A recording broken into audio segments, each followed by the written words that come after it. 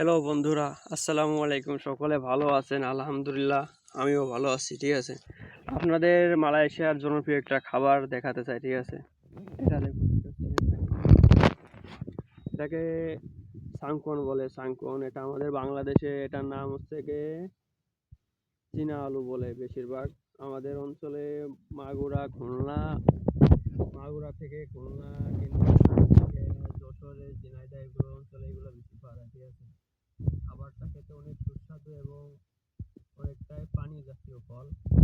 এটা এই দেশে এক একটা পিস 4 থেকে 5 কেজি পর্যন্ত হয়ে থাকে এগুলো সানকুয়ান। ঠিক আছে, দেখেন আপনারা, এটা 4 থেকে 5 কেজি পর্যন্ত হয়ে থাকে, কিন্তু বাংলাদেশে এক একটা এতটুকু এতটুকু ছোট হয়ে থাকে, বেশি বড় হয় না। আমি দেখি নাই বেশি বড়। ঠিক আছে, কিন্তু এদেশে এক একটা 5-6 কেজি হয়ে থাকে। ঠিক আছে, বয়স বয়স অল্প, আপনার মনে করেন যে ছোট এতটুকু এতটুকু হয়েছে, আর 1 মাস পরেই মনে করেন যে এক একটা প্রায় 4 কেজি 5 কেজি এরকম হবে ইনশাল্লাহ। আপনারা যদি বাংলাদেশের কোন কোন জেলা থেকে বলছেন, এটা কোন কোন জেলায় আছে, ঠিক আছে, অবশ্যই কমেন্ট করে জানাবেন।